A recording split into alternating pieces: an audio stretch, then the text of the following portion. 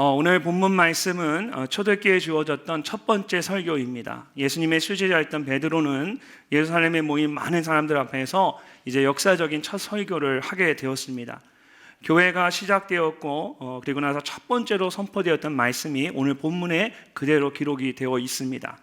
이것은 기독교 신앙에 있어서 또 역사에 있어서 굉장히 중요한 말씀입니다. 왜냐하면 초대교회의 첫 번째 설교일 뿐만 아니라 복음의 핵심을 가장 잘 설명하고 있는 말씀이기 때문입니다. 그래서 제가 신학교에서 학생들에게 이제 설교를 가르칠 때, 또 많은 교수님들이 설교를 가르칠 때 신학생들, 전도사님이나 목사님들에게 성경에 있는 복음적인 설교가 어떤 것이냐, 그 예로 대표적으로 드는 예가 바로 오늘 본문 말씀입니다. 여러분, 복음이 무엇입니까? 우리가 복음에 대한 이야기를 많이 하는데, 여러분, 복음이 무엇입니까? 복음은 예수 그리스도에 대한 것입니다. 하나님이신 예수님께서 우리를 위하여 우리와 같은 몸으로 이 땅에 오셨고 우리의 죄를 대신하여 십자가에 죽으셨습니다. 그리고 하나님께서 그런 예수님을 다시 살리셨습니다. 이것을 믿을 때에 우리의 모든 죄가 용서받을 뿐만 아니라 우리가 영원한 생명을 얻게 됩니다. 이것이 바로 복된 소식, 복음입니다. 오늘 본문 말씀을 보면 베드로는 그의 첫 번째 설교에서 이 복음을 전하고 있습니다. 예수 그리스도의 삶과 죽으심, 그리고 그의 부활하심에 대해서 말씀을 선포하고 있습니다. 그리고 23절 말씀을 보면 이 모든 것들이 하나님께서 정하신 뜻과 미리 아신 대로 이루어졌다라고 말합니다. 그렇다면 여러분, 베드로가 말하고 있는 하나님께서 미리 아신 것과 정하신 뜻은 무엇일까요? 자, 먼저 하나님이 미리 아신 것은 사람이 악하다라는 것입니다. 사람이 악하다.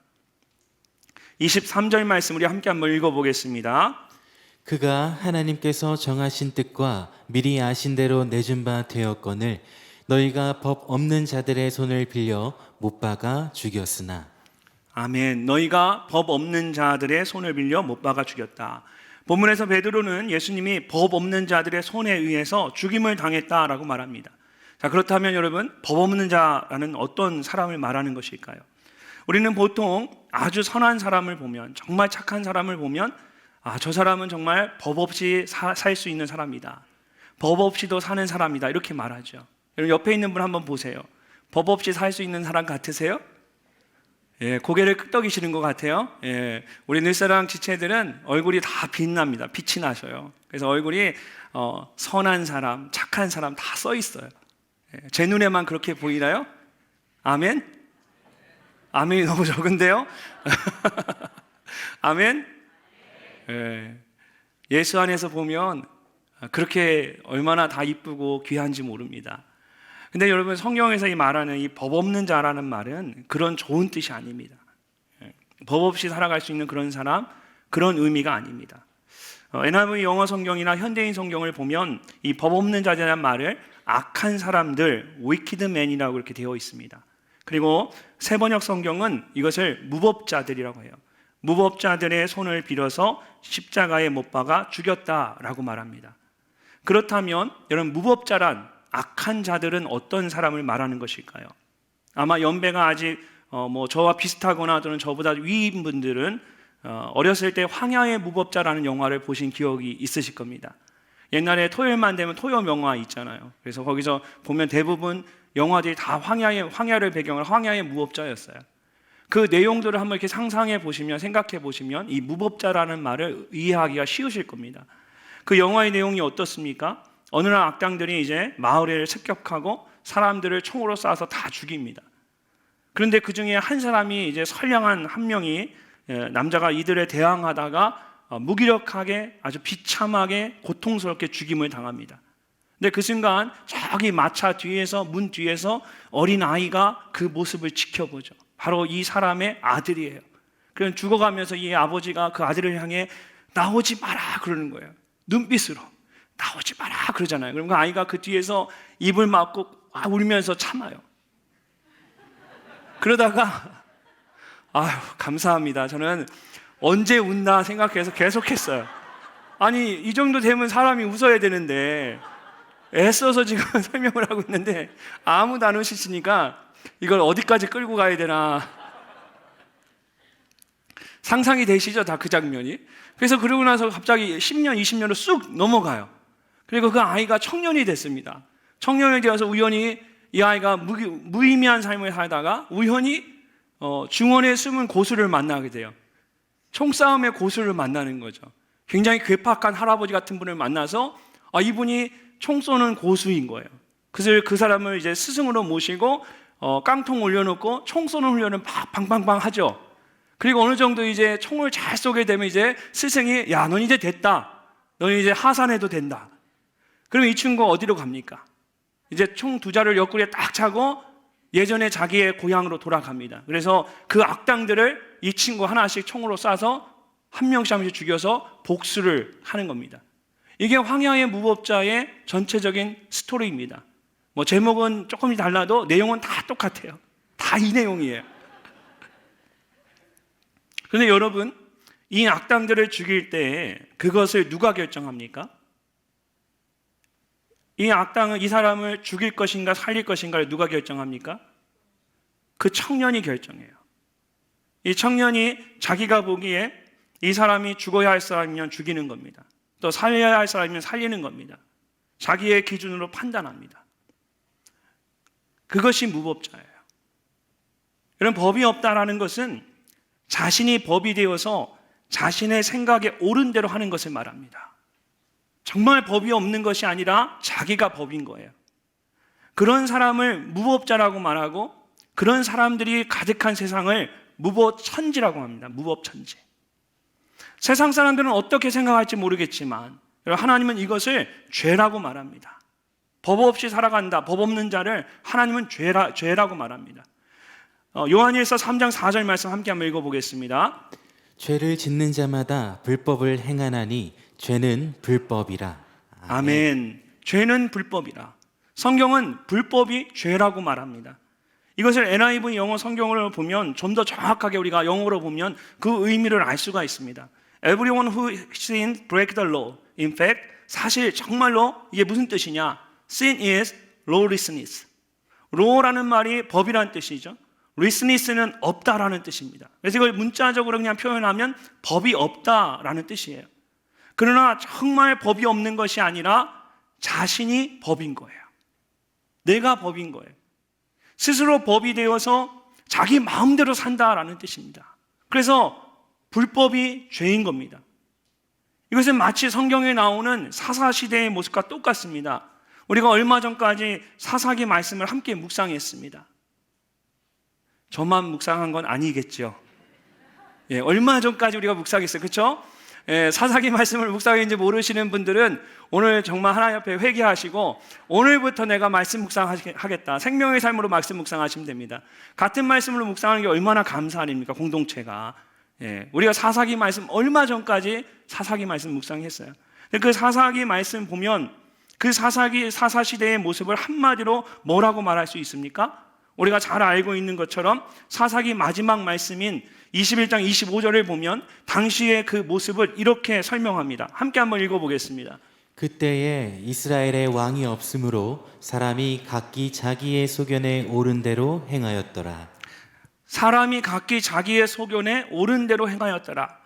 스스로가 주인이 되어서 자기의 소견에 옳은 대로 살아가는 것. 성경은 그것을 죄라고 말합니다. 그것은 죄입니다. 예수님께서 그런 법 없는 자들의 손에 의해 죽임을 당하셨습니다. 하나님을 알지 못해서 자신의 생각대로 예수님을 십자가에 못 박은 사람들도, 또 그렇게 되도록 예수님을 붙잡아서 넘겨준 사람들도, 이런 모두가 자기의 소견에 옳은 대로 행했던 법 없는 자들이었습니다. 그렇다면 우리는 어떻습니까? 성경은 우리가 다 양 같아서 그릇 행하여 각기 제 길로 갔다라고 말씀하십니다. 또한 모든 사람이 죄를 범하였음에 하나님의 영광에 이르지 못했다라고 말씀하십니다. 선하게 살려고 하지만 여전히 우리 안에는 우리의 힘으로 어떻게 할 수 없는 죄된 본성이 있습니다. 그래서 하나님 없이 나의 소견에 옳은 대로 자꾸 살아가려고 합니다. 예수님을 전하다 보면 가장 힘든 사람이 있습니다. 믿기에 복음 받아들이지 못하는 분들이 있어요. 이런 어떤 사람이 예수님을 받아들이기 힘들다라고 생각하십니까? 흠이 있고 연약한 분들은 힘들지 않습니다. 성격이 아주 괴팍하고 또 목소리가 큰 분들도 사실은 괜찮습니다. 제가 보니까 목소리 큰 사람이 다 겁쟁이들이에요. 제가 목회할 때 연세 있는 욕쟁이 할아버지가 저희 교회에 할머니가 여기 교회에 계셨습니다. 욕쟁이 할머니예요, 정말. 그분은 그냥 저를 목사님 이렇게 다정하게 부르면 되는데 저를 부를 때 항상 목사님! 그렇게 불러요. 근데 그 마음은 정말 어린 소녀 같으세요. 이제 어린 나이에 미국에 이민 오셔서 너무 험난한 세월을 사셔가지고 또 어려운 삶을 사셨기 때문에 교양 있게 말은 못하지만 또 품위 있게 말씀은 못하시지만 그래서 저를 볼 때마다 막 이렇게 괴팍하게 말씀하세요. 그런데 그 마음은 정말 천사와 같으세요. 그 마음이 스펀지 같아서 그분은 정말 하나님의 말씀을 이렇게 전하면 그 말씀을 그대로 하나님 말씀처럼 스폰지같이 쫙쫙 받아들이세요. 여러분, 가장 예수 믿기 힘든 사람은 교양 있고 예의 바른 분들입니다. 법 없이 살 정도로 남에게 피해를 주지 않고 성실하게 살아온 분들입니다. 이런 분들은 예수님을 받아들이기가 참 힘듭니다.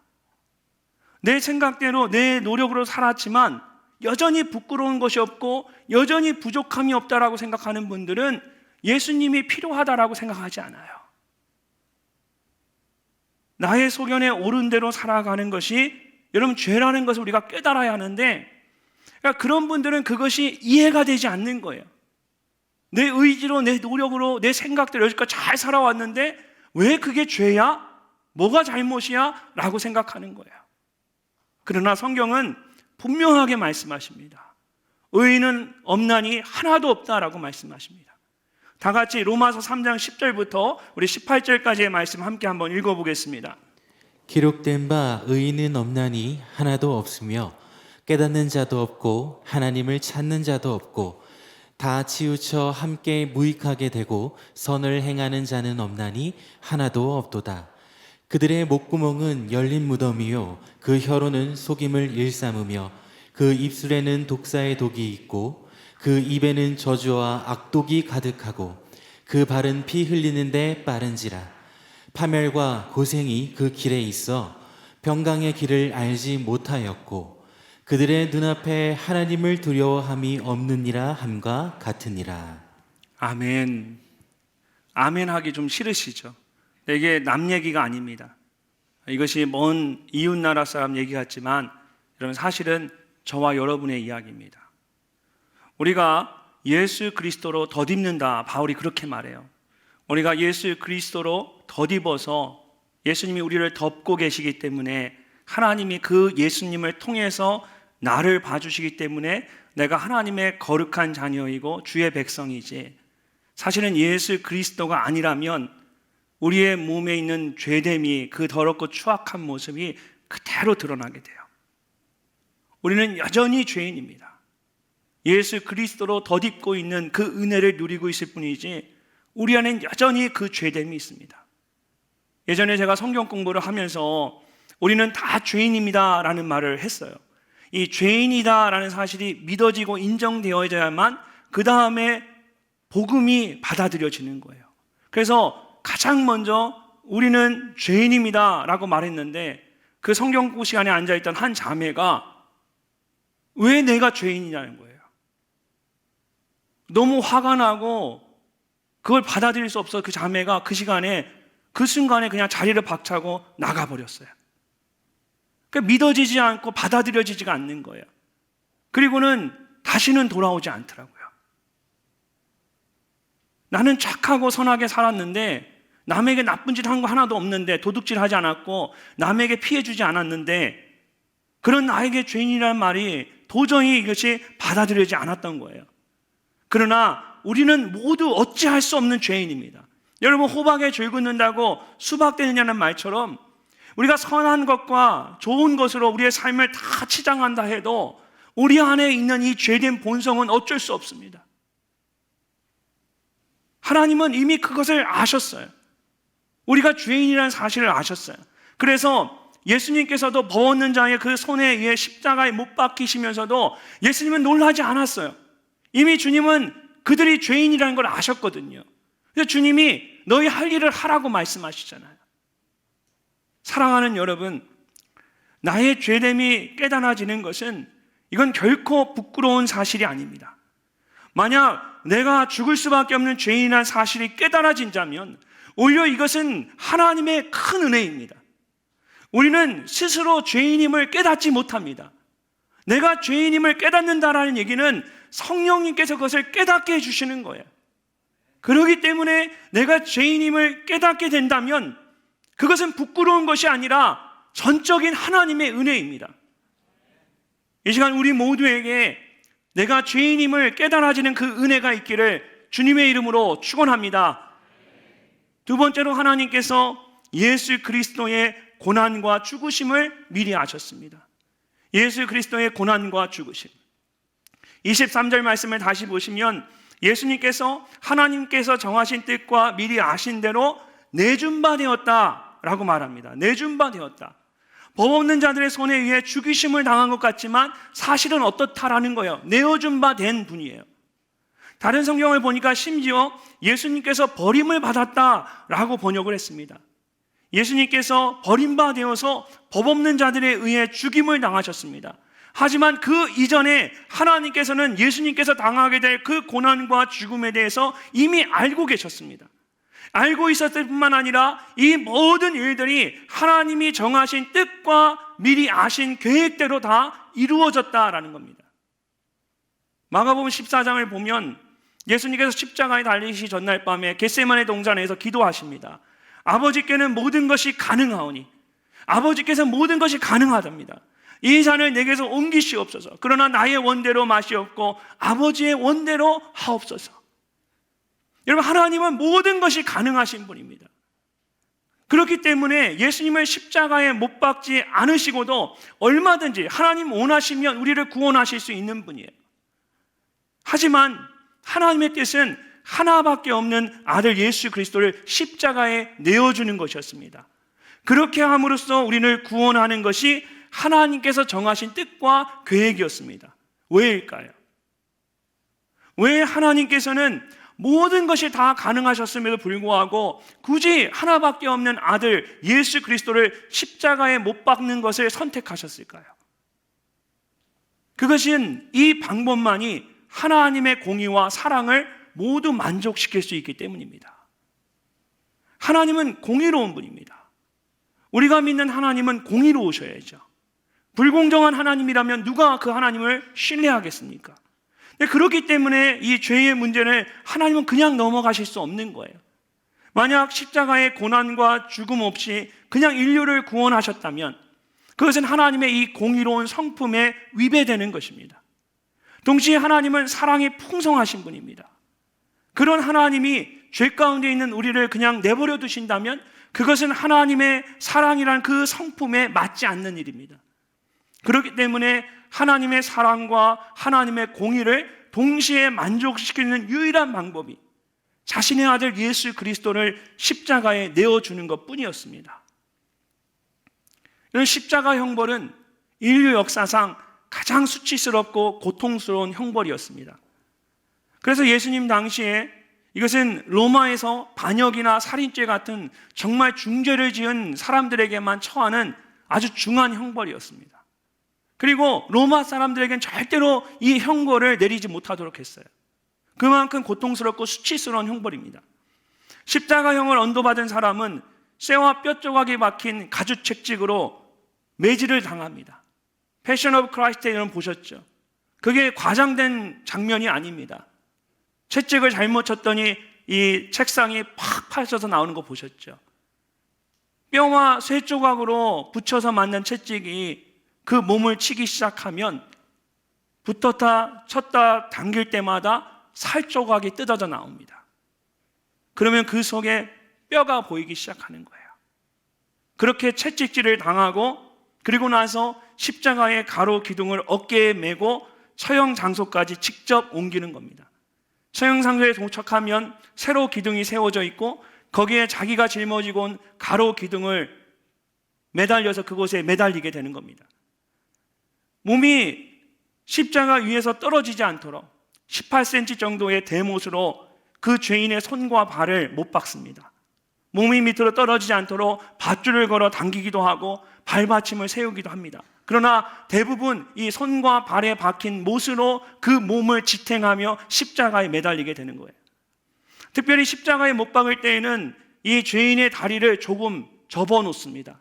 여러분 영상을 보면 이미지 같은 걸 보시면 영화 같은 데 보면 예수님 십자가에 못 박힐 때 다리를 살짝 구부려서 매다는 걸 볼 수 있어요. 그 밑에 받침을 걸어서 다리를 살짝 구부려 줍니다. 왜 그렇게 하느냐면 십자가에 달려 물과 피를 다 쏟으면 온몸이 심한 갈증을 경험하게 됩니다. 그러면 심장이 쪼그라듭니다. 그랬을 때 숨을 쉬기 위해서 이 십자가에 매달린 사람이 어쩔 수 없이 숨을 쉬기 위해서 온 힘을 다해 가슴을 펴니다. 가슴을 필 때 그 구부린 다리를 자기도 모르게 피면서 가슴을 내밀며 숨을 쉬는 거예요. 그리고 그 순간에 살이 찢겨지고 온몸의 뼈가 비틀리는 고통을 경험하게 되는 거예요. 그렇게 2, 3일 동안 십자가 위에서 고통스러운 숨쉬기를 거듭하다가 그 모든 고통과 그 모든 괴로움을 다 경험하고 그렇게 서서히 죽어가는 것이 십자가의 형벌입니다. 이것이 예수님이 감당해야 했던 십자가의 그 고난과 죽음이었어요. 그리고 하나님은 이미 이 모든 것을 아셨음에도 불구하고 하나밖에 없는 아들 예수 그리스도를 법 없는 자들의 손에 의해 십자가에 내어주셨습니다. 예수님께서 사람들의 생각과 계획을 따라 죽임을 당한 것 같지만 사실은 이 모든 것이 하나님의 계획과 뜻에 따라 이루어졌다라는 겁니다. 성경은 이런 예수님의 십자가의 죽음에 대해 이렇게 말씀하고 있습니다. 로마서 5장 8절 말씀 우리 함께 한번 읽어보겠습니다. 우리가 아직 죄인 되었을 때에 그리스도께서 우리를 위하여 죽으심으로 하나님께서 우리에 대한 자기의 사랑을 확증하셨느니라. 아멘. 우리가 아직 죄인 되었을 때 여러분이 예수 믿고 구원받은 이유가 아닙니다. 여러분이 선한 자였을 때가 아닙니다. 여러분이 죄인으로 살아갈 때, 죄인이었을 때, 소망 없었을 때, 그때 이미 우리에 대한 자기의 사랑을 확증하신 거예요. 예수님의 십자가의 죽으심은 우리가 아직 죄인 되었을 때에 하나님께서 우리를 위하여 작정하시고 준비하신 일입니다. 그것을 통하여 우리에 대한 하나님의 사랑을 확증하여 보여주셨습니다. 예수님께서 십자가에 죽으신 것이 우연히 일어난 사건이나 순간적으로 일어난 일이 아니라는 것입니다. 하나님께서 우리 모두를 위해 창세전부터 미리 계획하고 준비하신 일이었어요. 창세전부터 여러분 한 분 한 분에 대한 구원의 계획을 세우셨고 그 뜻과 계획을 따라서 예수님께서 십자가에서 죽으셨습니다. 그렇다면 왜 하나님은 이렇게까지 하셨을까요?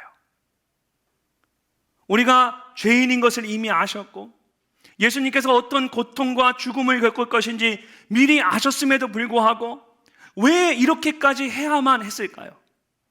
거기에는 하나님의 정하신 뜻이 있었기 때문입니다. 그것은 우리가 회개하여 죄사함 받는 거예요. 여러분 37절 말씀 함께 한번 읽어보겠습니다. 같이 읽습니다. 그들이 이 말을 듣고 마음에 찔려 베드로와 다른 사도들에게 물어 이르되 형제들아 우리가 어찌할꼬 하거늘. 형제들아 우리가 어찌할꼬. 예수 그리스도의 죽음과 부활에 대한 말씀을 들은 후에 사람들이 심각해졌습니다. 왜냐하면 자신들이 바로 그 예수님을 십자가에 죽게 한 사람들이었기 때문입니다. 당황한 그들이 베드로에게 물었습니다. 우리가 어떻게 해야 하겠습니까? 우리가 무엇을 해야만 합니까? 이 질문에 베드로가 하나님이 그들에게 원하시는 것이 무엇인지를 정확하게 이야기합니다. 모든 것을 알고 있었음에도 불구하고 독생자 예수 그리스도를 내어주신 하나님의 정하신 뜻이 무엇일까요? 여러분 38절 말씀 함께 읽어보겠습니다. 베드로가 이르되 너희가 회개하여 각각 예수 그리스도의 이름으로 침례를 받고 죄 사함을 받으라. 그리하면 성령의 선물을 받으리니. 아멘. 하나님께서 예수 그리스도를 통해 정말 하시고자 했던 일이 무엇입니까? 하나님의 정하신 뜻이 무엇입니까? 죄인인 우리가 회개함으로 침례를 받고 죄사함을 받는 것입니다. 그래서 성령 하나님과 동행하는 변화된 구원의 삶을 살아가는 것입니다. 이것이 하나님이 정하신 뜻이에요. 이 말씀을 보면 베드로가 각각 예수 그리스도의 이름으로 침례를 받으라고 말씀하고 있습니다. 여러분, 각각 받는 것이 중요합니다. 남편의 믿음을 따라, 아내의 믿음을 따라, 부모의 믿음을 따라 하나님 나라 가는 거 아닙니다. 구원받는 거 아닙니다. 각자가 주님의 이름으로 침례를 받아야 되는 거예요. 특별히 이것은 예수 그리스도의 이름으로 침례를 받는 것입니다. 여러분, 예수님 이전에는 침례 요한이 행했던 것처럼 물로 침례를 받았어요. 이것은 유대인들의 정결 예식 중에 하나입니다. 물로 그냥 깨끗이 자신의 몸을 씻는 거예요. 성전에 들어가기 전에, 제사를 하기 전에 자기의 몸을 깨끗이 정결하게 씻는 거예요. 근데 예수 그리스도의 이름으로 침례를 받는 것은 이것과 다릅니다. 이것은 겉으로 보여지는 몸을 씻는 것이 아니라 나의 속사람을 씻는 거예요. 예수님을 내 삶의 주인으로 고백하는 겁니다. 36절 말씀을 보십시오. 그런즉 이스라엘 온 집은 확실히 알지니 너희가 십자가에 못 박은 이 예수를 하나님이 주와 그리스도가 되게 하셨느니라. 하나님께서 십자가에 죽으신 예수 그리스도를 다시 살리심으로 주와 그리스도가 되게 하셨습니다. 그리스도는 기름 부음 받은 자라는 뜻으로 나의 구원자라는 뜻입니다. 주는 my Lord, 나의 주인이 되시는 분이라는 뜻입니다. 그래서 우리가 예수님을 구주라고 부를 때에는 주님이 나의 구원자이십니다, 주님이 나의 주인이십니다 라고 고백하는 겁니다. 하나님께서 십자가에 죽으신 예수 그리스도를 다시 살림으로 우리의 주와 그리스도가 되게 하셨습니다. 그러므로 예수 그리스도의 이름으로 침례를 받는다라는 말은 예수님이 나의 구원자이시고 예수님이 나의 주인이십니다 라고 고백하는 거예요. 그랬을 때에 우리는 죄사함을 받고 하나님의 자녀가 될 수가 있습니다. 또한 초대교회 성도들처럼 그 하나님께서 부어주셨던 그 성령을 선물로 받게 됩니다. 지난 주일날 우리가 함께 나누었죠. 자녀들이 예언을 하고 젊은이들이 환상을 보고 노인들은 꿈을 꾸리라고 말씀하신 것처럼 하나님의 뜻을 더 분명히 깨닫게 되고 하나님이 주시는 비전을 품고 살아가게 되고 하나님이 하실 일에 대한 소망을 갖고 살아가게 됩니다. 여러분 모두가 예수님을 여러분의 주와 그리스도로 고백하고 이 죄사함과 성령의 부으심을 받으시기를 주님의 이름으로 축원합니다. 이것이 우리 모두를 향한 하나님의 정하신 뜻입니다. 그런데 그렇게 되기 위해서 여러분 반드시 선행되어야 할 것이 하나 있습니다. 각각 예수 그리스도의 이름으로 침례를 받고 죄사함을 받으라는 그 말씀 바로 앞에 뭐라고 말씀하고 있습니까? 너희가 회개하여. 하나님이 미리 아신 것과 정하신 뜻대로 우리의 죄를 위하여 십자가에 죽으신 예수님이 우리에게 주와 그리스도가 되고 예수 그리스도의 이름으로 침례를 받고 죄사함을 받기 위해서는 우리가 가장 먼저 해야 할 일이 있습니다. 자신의 죄에 대해서 회개하는 것입니다. 회개하지 않으면 죄사함을 받을 수 없고 회개하지 않으면 성령의 부으심을 경험할 수가 없습니다.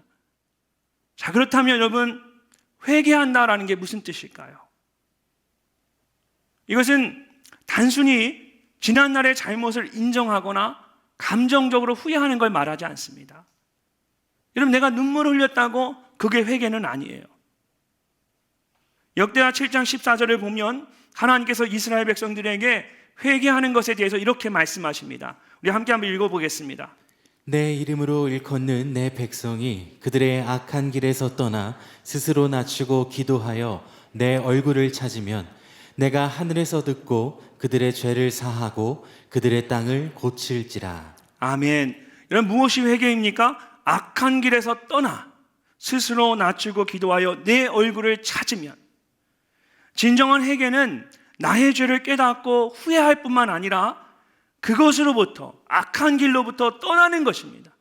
죄된 곳으로부터 떠나는 것이에요. 죄된 삶을 뒤로하고 이제는 주님을 바라보는 것입니다.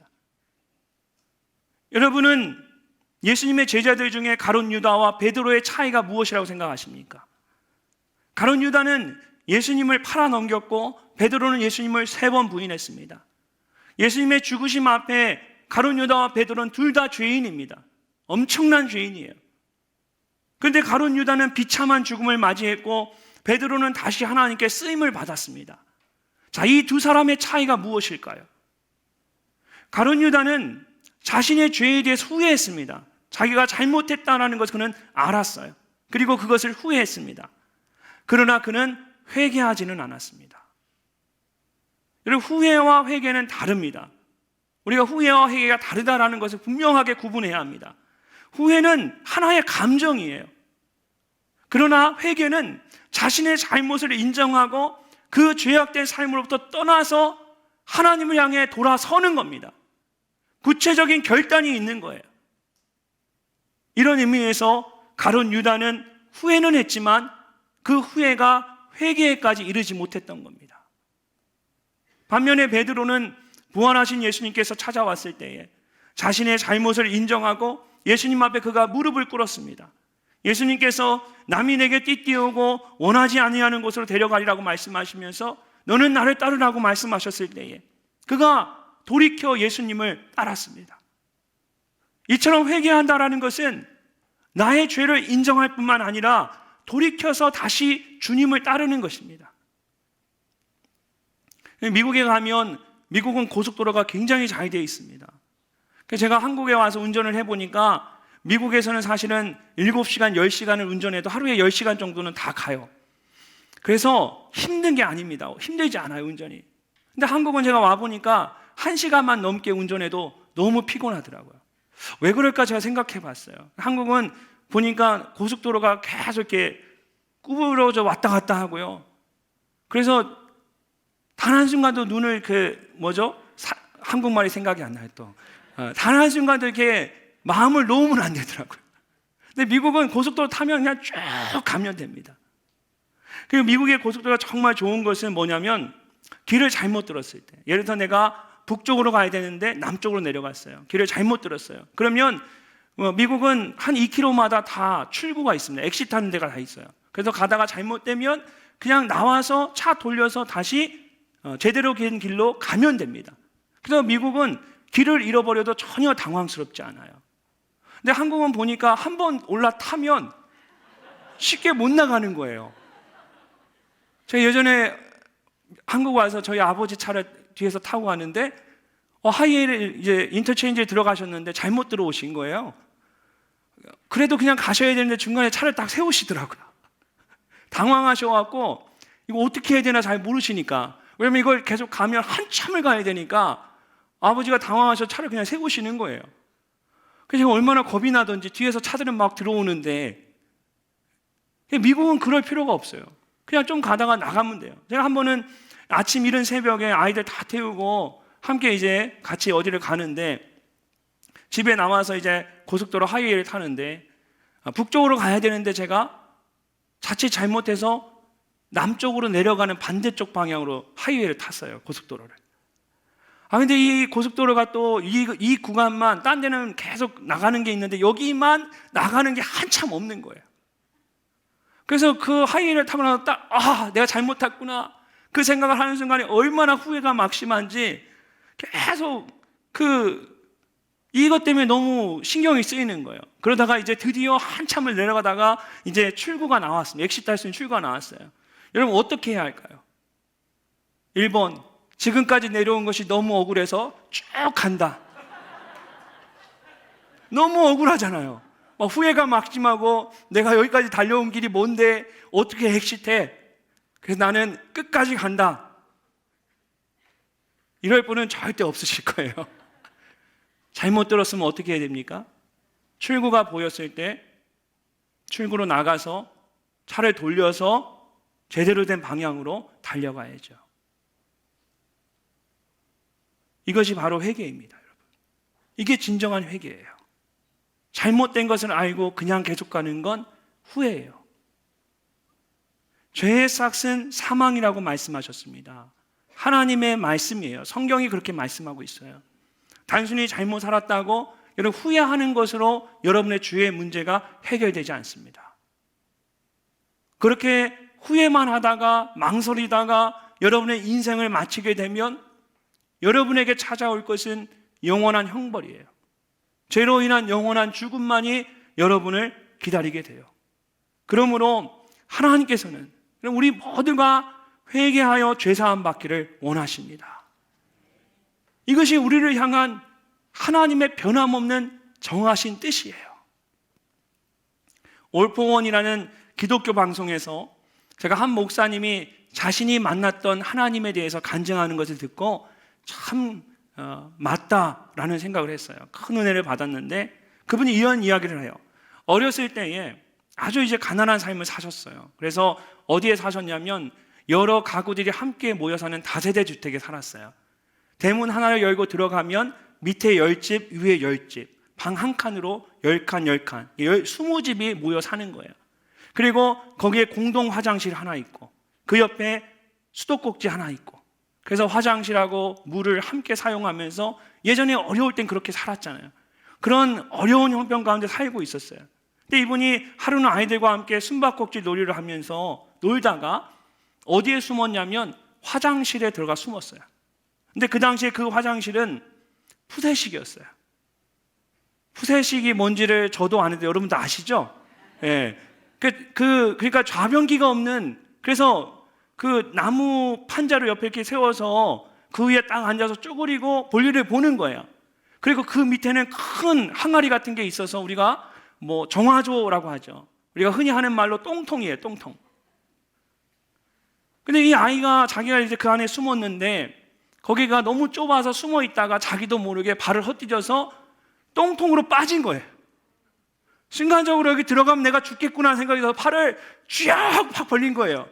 이건 제가 한 말이고요. 쫙 팔을 벌려서 딱 멈춘 거예요. 그래서 두 팔이 그 판자 위에 딱 걸려가지고 정말 쑥 빠지다가 가슴 밑에까지 빠졌어요. 똥통에. 얼마나 무섭겠어요. 놀라서 막 울면서 막 소리친 거예요. 도와주세요 하고 막 이러고 막 소리친 거예요. 그래서 사람들이 그 소리를 듣고 막 몰려온 거죠. 화장실 문을 열고 보니까 그 똥통에 빠진 그 아이가 막 울면서 도와달라고 막 그러는 거예요. 근데 사람들이 지켜만 보는 거예요. 너무 지저분하고 냄새 나잖아요. 그래서 사람들이 누구도 엄두를 안 내는 거예요. 그 아이를 꺼내줘야 되는데 아무도 안 하는 거예요. 심지어 친구들은 와가지고 너무 웃긴 거예요. 그 아이 보면서 막 웃으면서 그 아이 웃으니까 이 아이가 얼마나 마음에 상처가 되겠어요. 그래서 스스로 자기가 너무 창피하고 무서워서 막 나오려고 온 힘을 다하는데도 이 다리가 바닥에 닿지 않으니까 그 똥통에서 나올 수가 없는 그 안에서. 그때 항상 조용하시고 아무 말씀도 없으시던 그 아버지가 어쩔 때는 정말 너무나 무기력하게 보이고 계신 것 같지도 않았던 그 아버지가 아들의 웃음소리를 듣고 어디선가 저 멀리서 이 아들의 울음소리를 듣고 막 뛰어온 거예요. 뛰어와서는 두 손을 벌려서 똥통에 빠진 그 아들을 번쩍 들어 올리시는 거예요. 아들을 안아서 수도가로 가시더니 그 아이의 그 똥 묻은 그 바지를 벗기고 그 물로 그 더러운 몸에 묻은 모든 더러운 것들을 하나씩 다 닦아주는 거예요. 그리고는 자기의 옷을 벗어서 그 아이의 몸을 가리고 자기를 안아서 집으로 데려가 주시는 거예요. 여러분, 이것이 우리를 향한 하나님 아버지의 마음이에요. 이것이 여러분을 향한 하나님의 변함없는 정하신 뜻입니다. 여러분이 만난 하나님은 어떤 분이십니까? 만약 이미 하나님의 자녀가 되셨다면 여러분이 만났던 하나님도 바로 이런 아버지셨을 겁니다. 하나님은 그때나 지금이나 언제나 변함없이 여러분을 사랑하십니다. 그 사랑을 다시 한번 마음속 깊이 새기며 살아가는 그런 은혜가 여러분에게 있기를 바랍니다. 또한 이 중에 아직 하나님의 그 사랑을 경험하지 못한 분들은, 분명 이곳에 있는 어떤 분들은 지금 아무렇지 않게 앉아있지만 아마 이 중에도 분명히 하나님의 그 사랑이 믿어지지 않고 경험하지 못한 분들, 교회는 오랫동안 다니며 이 자리에 앉아있지만 교회에 온다고 다 구원받는 거 아닙니다. 분명히 이 중에도 정말 교회는 나오지만 예수님의 그 사랑이 믿어지지 않고 아직 구원받지 못한 분들이 분명히 이 가운데 있으실 거예요. 영접하는 자, 곧 그 이름을 믿는 자들에게는 하나님의 자녀가 되는 권세를 주셨다라고 했습니다. 하나님이 여러분에게 권세를 주셨습니다. 이 권세는 특권입니다. 권세는 사용하라고 주시는 겁니다. 하나님이 여러분에게 특권을 주셨는데, 자녀가 되는 특권을 주셨는데, 여러분 이 특권을 사용하지 않을 이유가 어디에 있겠습니까? 하나님께서는 여러분 모두가 하나님 자녀 되기를 원하십니다. 내가 죄인임을 인정하고 예수님을 나의 구주로 영접하시면 됩니다. 그러면 하나님께서 여러분을 자녀 되게 하실 것입니다. 그 구원의 은혜가 오늘 여러분에게 임하시기를 주님의 이름으로 간절히 축원합니다.